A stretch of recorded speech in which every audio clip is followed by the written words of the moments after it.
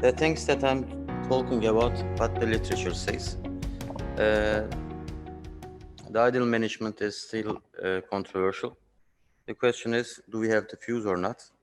If you write on PubMed non-fusion surgery and thoracolumbar fractures, there are 78 papers there, and only 11 of the papers are related with this topic. First of all, they have checked if the short segment is better or long segment. Short segment is better because of the preservation of the motion segments. And if you look, the point is here important, the clinical outcomes are same. They've checked with different score systems, and they saw that the outcomes are same. Both fusion and non-fusion groups showed a significant improvement, and there is no difference.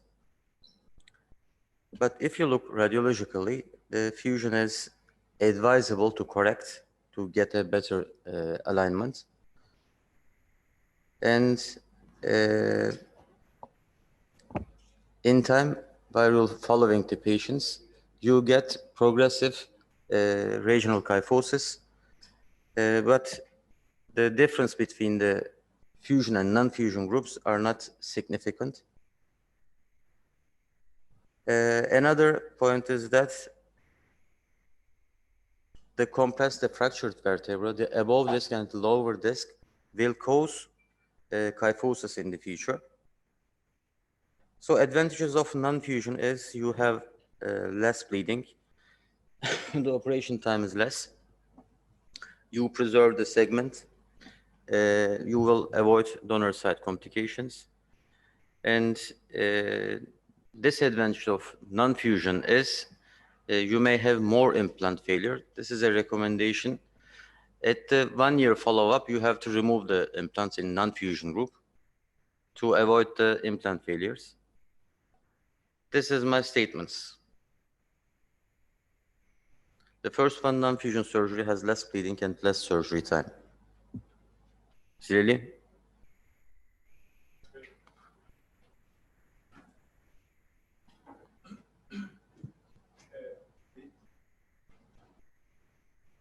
We can probably define more thing. A non-fusion surgery of thoracolumbar junction burst fractures.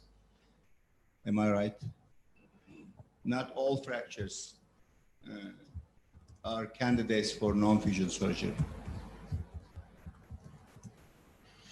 Is it possible to apply it for fracture dislocations, for instance? No. There are lots of details here. First of all, are we talking about acute trauma or chronic trauma? Are we talking about the long segment or short segment? The screws that you're putting in the fractured vertebra is known as intermediate screws. If you use intermediate screws, you may use short construct there, and they're biomechanically good as long constructs. So we have to detail this parts. But commonly we can say that if you use non-fusion, if you compare it with the fusion group, it has less bleeding and also less surgical time. Let's say non-fusion surgery for thoracolumbar fractures, thoracolumbar burst fractures.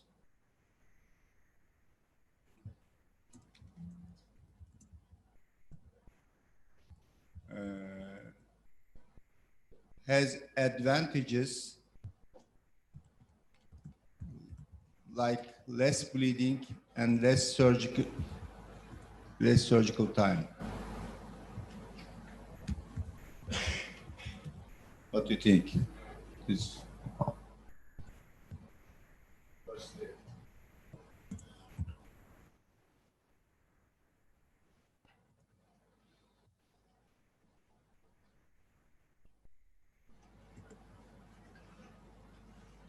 So let's say that compared to fusion surgery.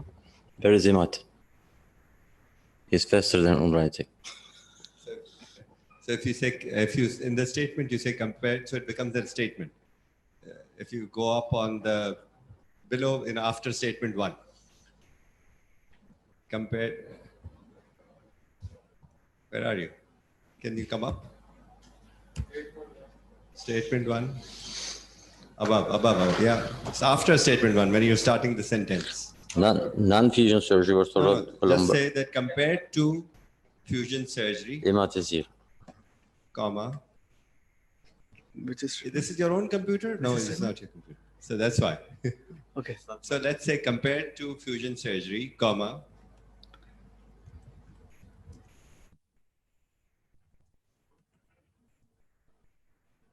Make this space and make this n small. Compared to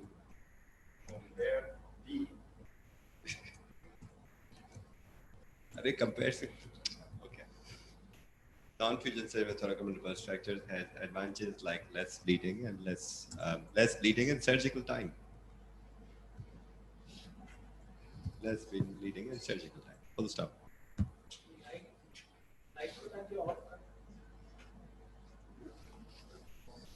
Okay, off. Remove the like and make that off. It's fine.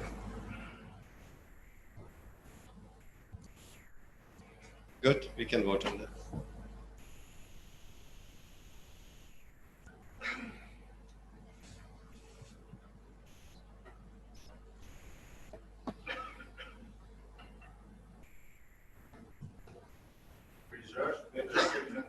Motion. Is it really true? Yeah, actually, is there good evidence on that?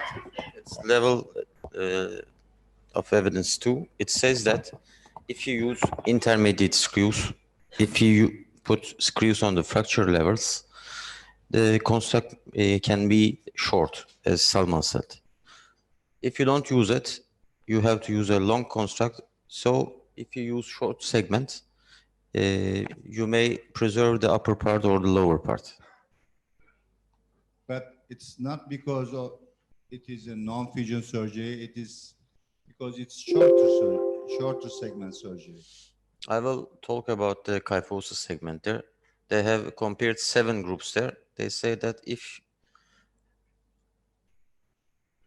I don't think... Okay. I don't think we Remove the second one. We can just remove this. Okay.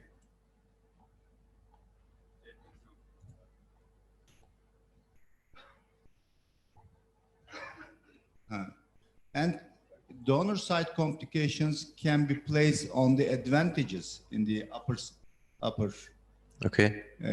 statement. What do you think? You have to remove this part, donor side complications, and you'll bring it to the upper part. Less bleeding and less surgical time and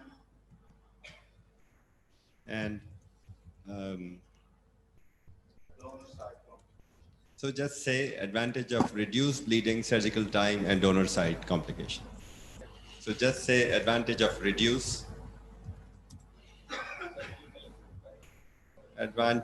advantages of reduce,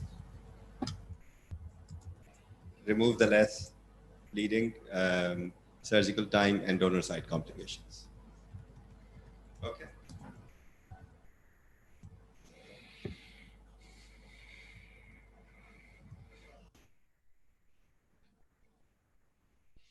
Progression of the regional kyphosis for the non-fusion cases are the same as the fusion group, but there is a point like they're always talking about the focal kyphosis there. They're not talking about the global balance. 11 papers were dealt with only the focal radiological graphs. They say that yes, the patients with non-fusion group progresses than the fusion group, but it's they have no significant difference there. We can just say regional kyphosis may develop after non-fusion surgery, and if we vote this, I will say I disagree. Yeah, actually, we can make it this way. So then, probably no consensus will happen. You wrote there and say no. Yeah, if you vote it. Why don't we say that there is no statistical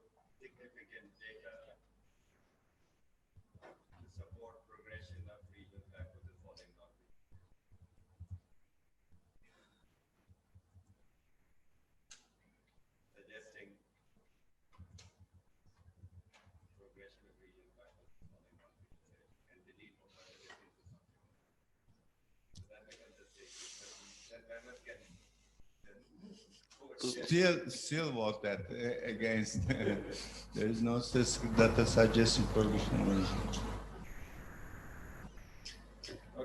That's what. You change it. Yeah, suggesting progression of regional kyphosis after non-fusion surgery. Just delete develops and following after.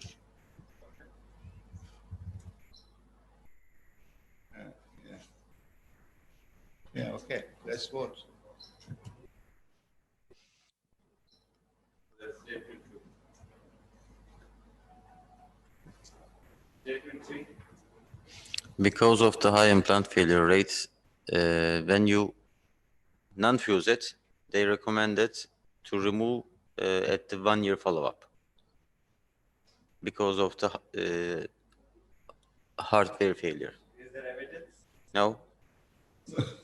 It's only a recommendation. Yeah, okay. And some, You can give us a recommendation that hardware removal is not necessarily according to the data. for the non-fusion group, they say that you don't have to remove for the fusion group, and also for the non-fusion group, and some really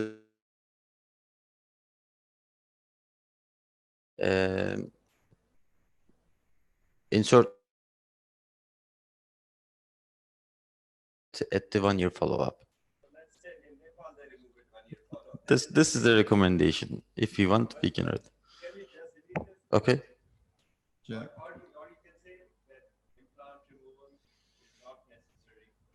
Because of the high risk of the heart failure, it's 50%. But has it been shown? No, How many percent did you 50, say? 40, 48. Let me show it. So there were long-term studies that were there with 3-year follow-up did not show that.